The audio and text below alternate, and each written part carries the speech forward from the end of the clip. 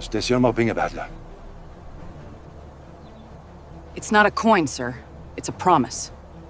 General freezes after spotting woman cleaning guns. Her medal bore his classified unit's insignia. The first sound wasn't metal, though there was plenty of that in the armory. It was breath.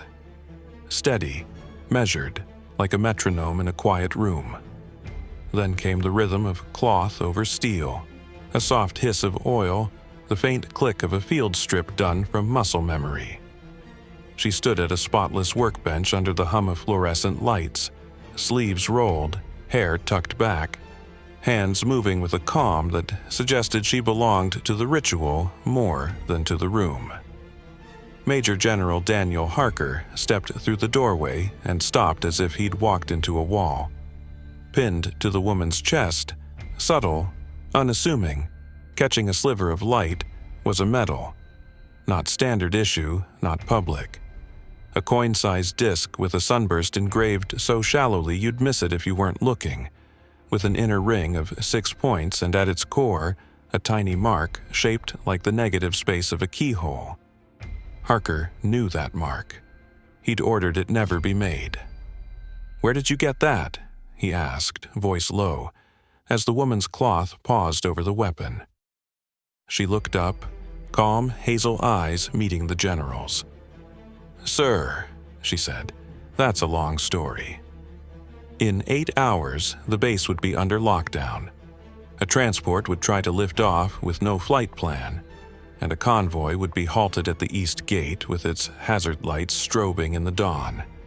Careers would tilt. Loyalties would split like ice under a blade, and a name Harker hadn't spoken in 13 years would be dragged back into the light like a wreck raised from the ocean floor. But all of that hinged on a single question echoing in the general's head, louder than the armory's hum. How did she get the insignia of a unit that officially did not exist? Harker had learned to live with silence. He'd spent years building it. Briefings walled in by need to know. Operations scattered like footprints in wind. After-action reports that were more absence than words. The classified unit, Task Sentinel, was a promise he made with a handful of people and a much larger shadow. They had no patch, no crest, no motto. Only the keyhole, the idea that their job was to open doors no one else could find and quietly close them again. Sentinel folded after a mission that was never debriefed and a reception that was never held. Harker carried the weight of it like a coin in his pocket. Always there, never discussed. He'd taken bigger promotions and safer offices, and he became a man who was thanked in public for things he'd done in rooms without windows. His flaw wasn't ambition, it was certainty. He believed that if he buried the past deep enough, it could not be unearthed. That belief saved him sleep and cost him pieces of himself. The woman at the bench moved with the easy confidence of someone who had learned to be overlooked. Her name tag read L. Carr. Her uniform said armorer. Her hands said more than that. Precise, unflinching, tuned. People who truly knew weapons wore a quiet around them, the way pianists carried the aftertaste of music, even in silence.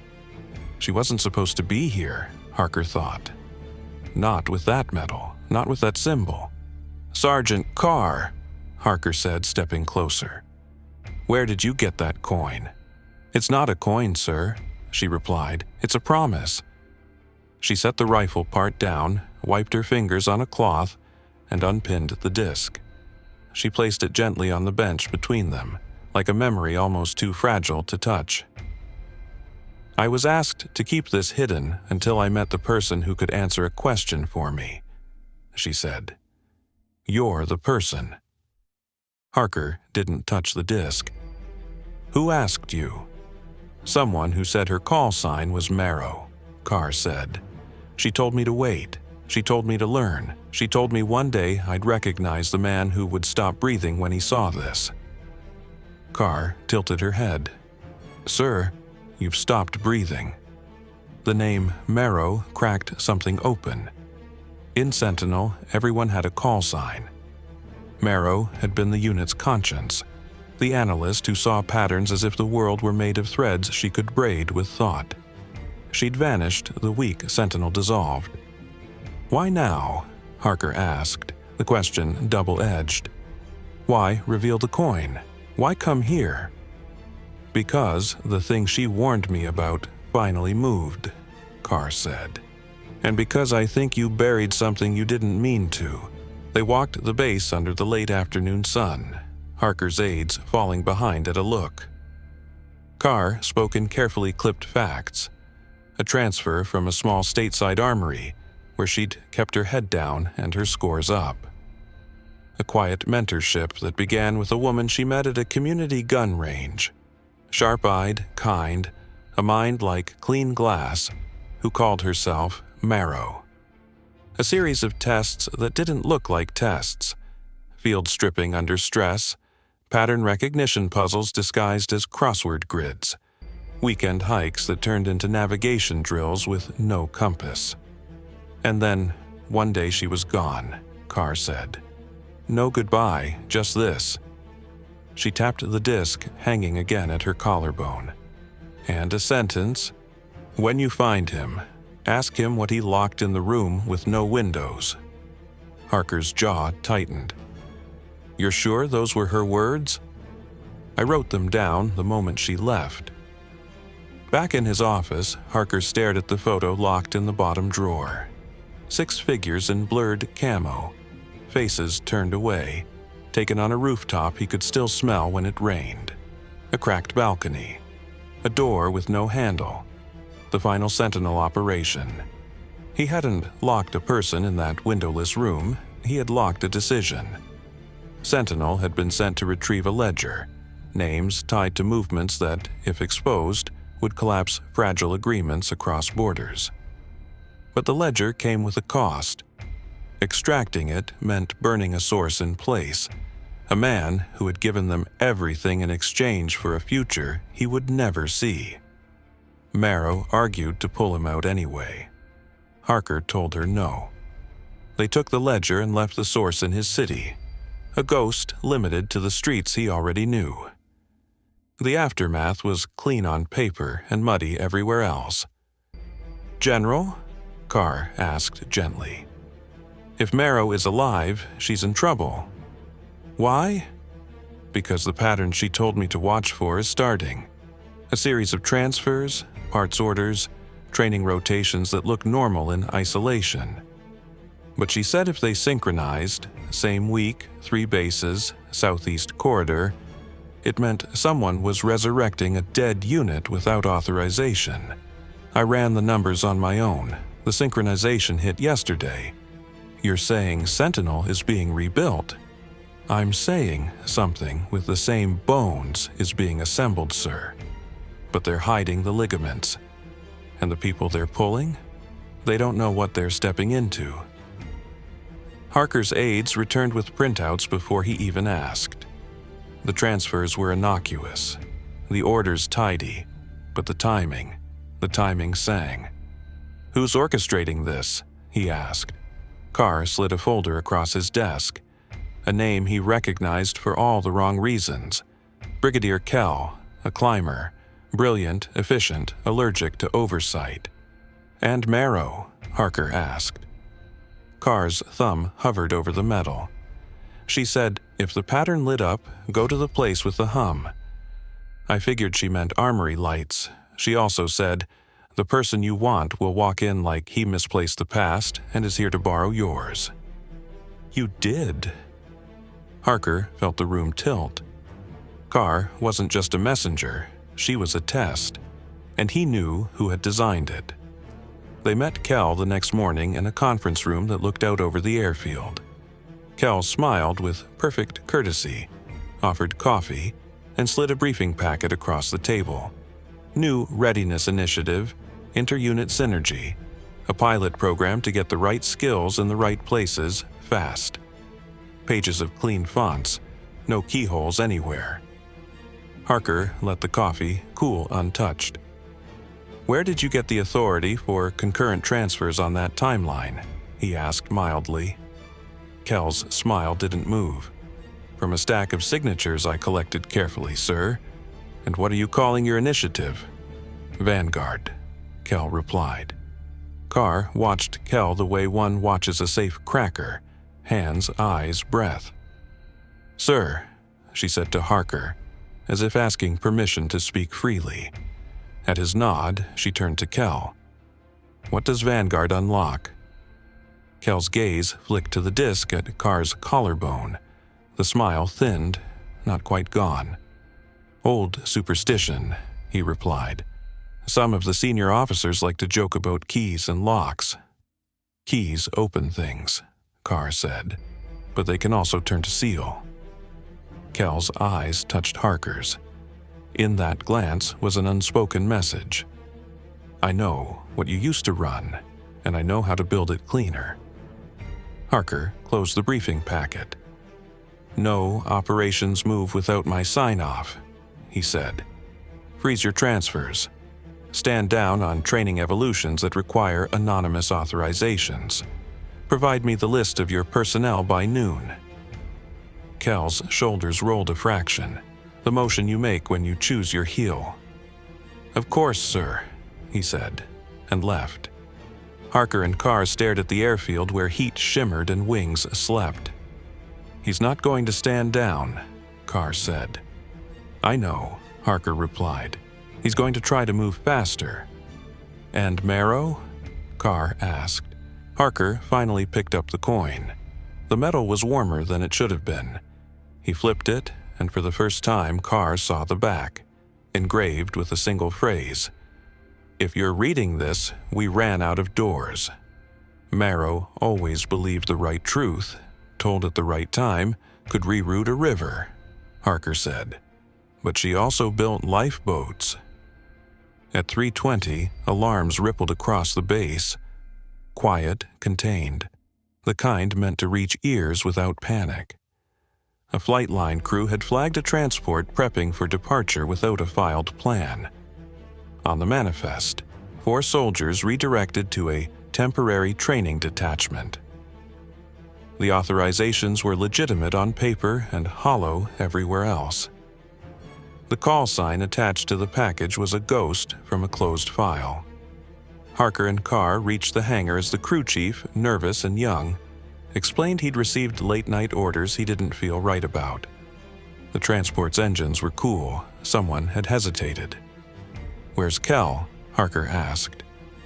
In a briefing room with the detachment, the crew chief said, pointing.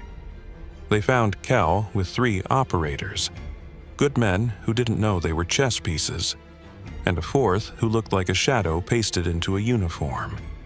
The 4th turned, and the shape of her face struck Harker with the sharp nostalgia of music heard after years of silence.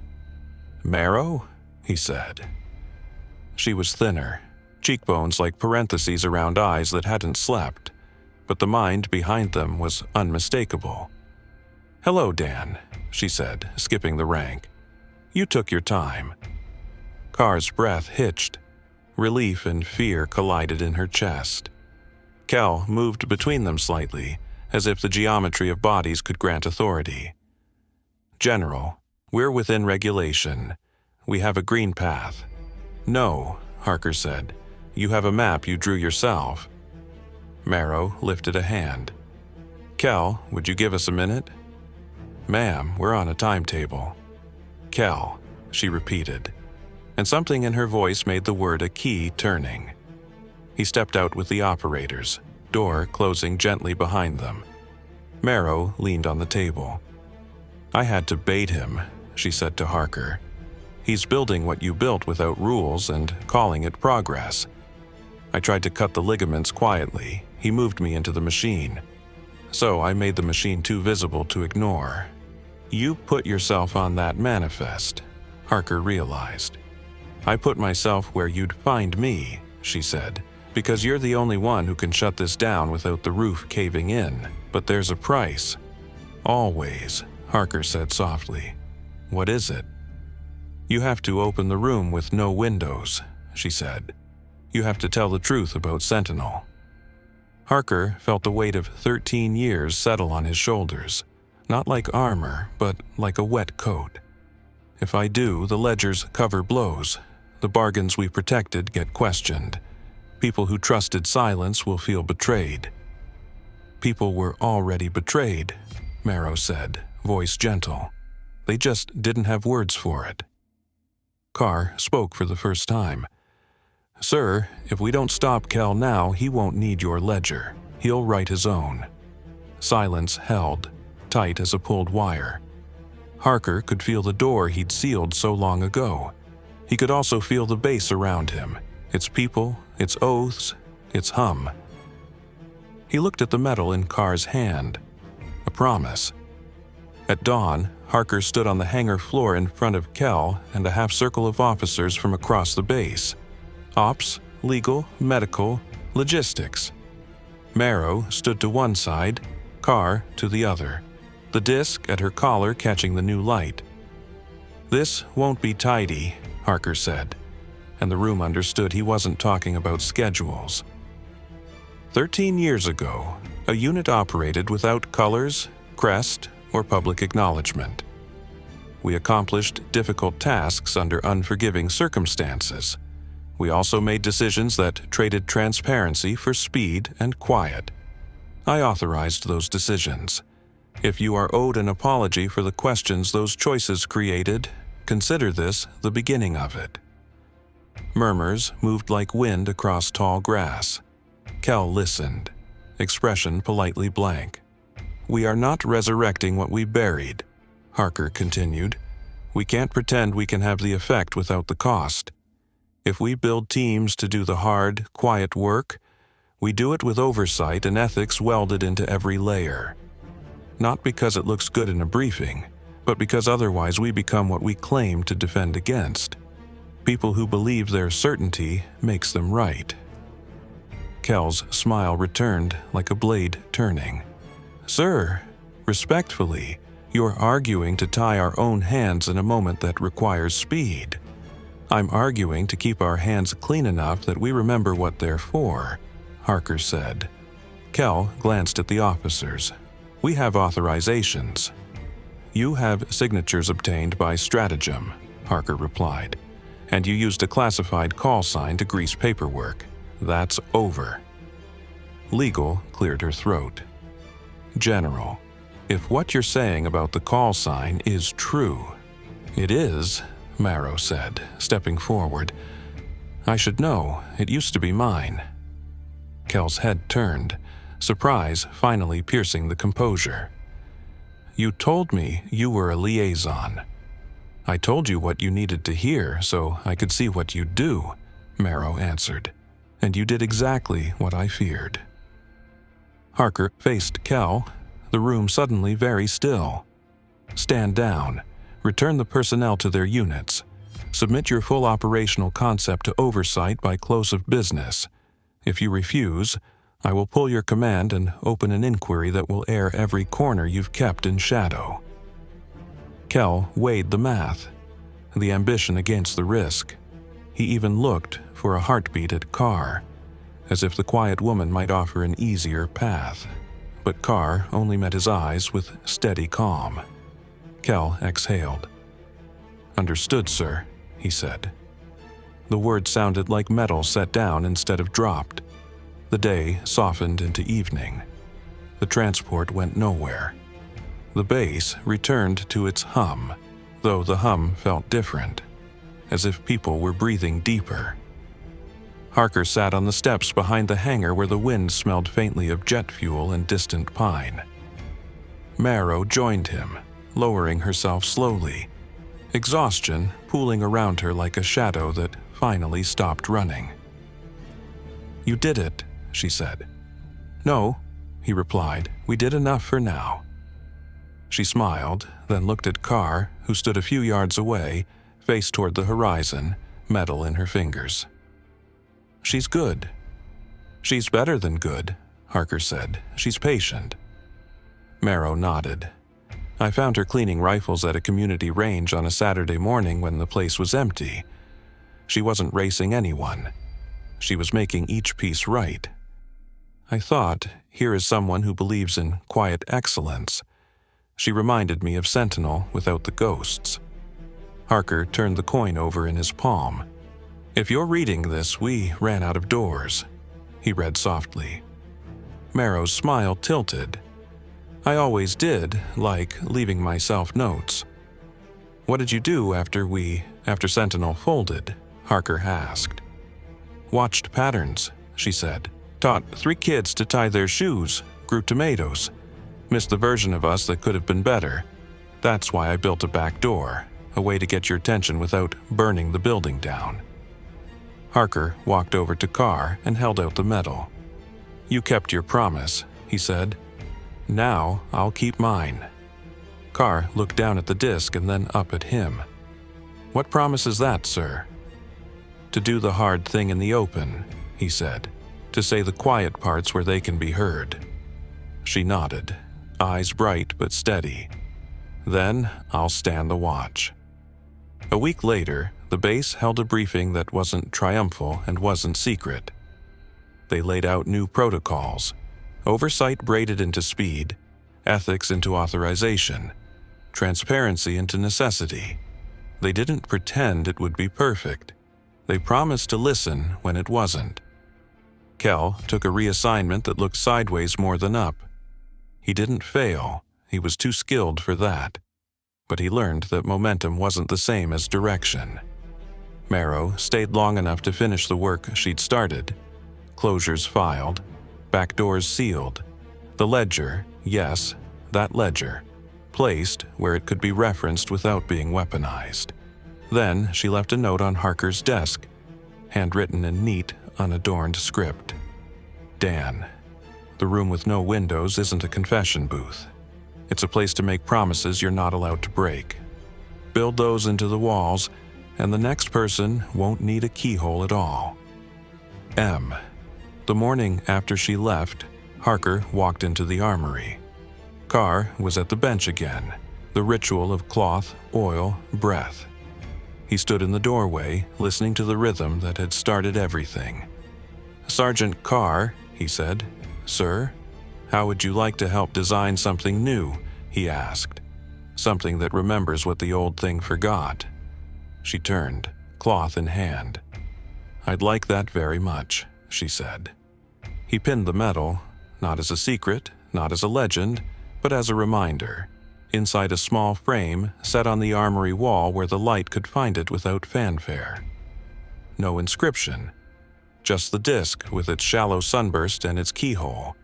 People would pass it every day and not notice. The right ones would pause. That afternoon, a group of young recruits drifted in to sign out gear. One of them studied the frame for a long minute. What's that? He asked. Carr smiled. That, she said, is a promise that we're going to do this right. He nodded, not pretending to understand fully. He didn't have to. The understanding would grow in the doing. Outside, the sky was the pale gold of late day, and the runway glowed like a path. Harker stepped into the light, feeling something he hadn't felt in years. Not victory, not relief, but clarity. He had opened the room with no windows and discovered it was bigger than he remembered. There was air in it, enough to breathe. That night, as the bass settled and the hum returned to its steady, trustworthy note, Carr placed the medal back in its frame and clicked the latch shut. The sound was small, almost lost to the armory's quiet. But to those who had been listening for a very long time, it sounded like the beginning of a better story, one written in the open, one that did not need to hide to be strong. And somewhere beyond the fence line, in a small house where tomato vines curled around a wooden trellis, a woman once called Marrow turned off a lamp and let the dark hold her like an old friend. They had finally run out of doors, yes, but they had found windows. The hum went on. The promise held. And the coin at last caught the light without flinching. If this story touched you, hit that like button and drop a karma in the comments below.